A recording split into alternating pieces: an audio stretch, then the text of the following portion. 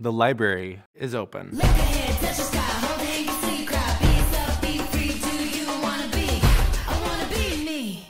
For my experience in bands, it was more about community and family than it was about being like, I'm a rock star. I didn't even really understand what a safe space was until about the time that I was coming out. I think about my upbringing, and my scope of what was possible was only so narrow. When I got to college and started to understand that we can question everything and make our lives exactly how we want it to be and what feels the most supportive and safe and good for each of us, that I really started to understand something like a safe space. I think about safe space a lot, or safer space, you know, because like this idea of safety is so hard to make happen. I worked in LGBTQ community centers for years, and I think there's something about coming together around love or art or just community where we're not necessarily fighting for each other, fighting for ourselves, fighting for our rights, but we're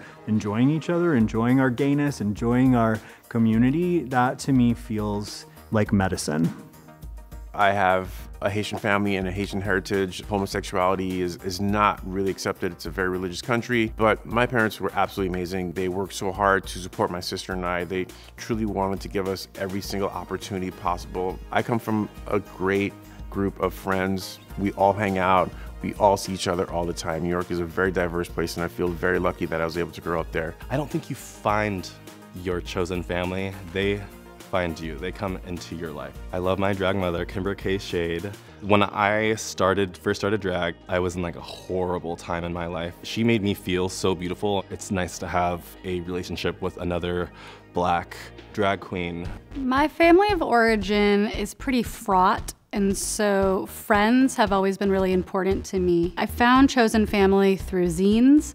I found chosen family through volunteering places like the Rock and Roll Camp for Girls, through feminist and queer organizations like that. Through my work, I've done a lot of examining of my privilege, a lot of examining of my light skin, me as a white passing Latinx, facilitating spaces where I actually get to allow other people, specifically BIPOC people, to be heard, to explore their sexualities, to explore their desires and their movement, mainly explore things that they haven't even had space to explore before. And it's such profound, beautiful work that I'm so passionate about.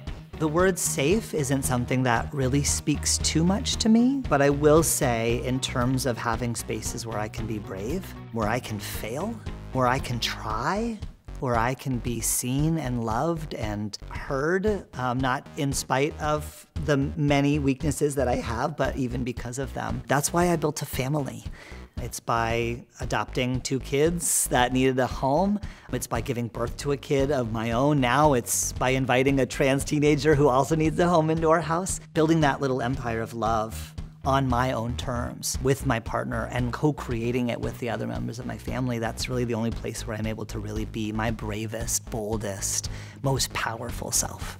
Gay, gay, gay, gay, gay. Gay, gay.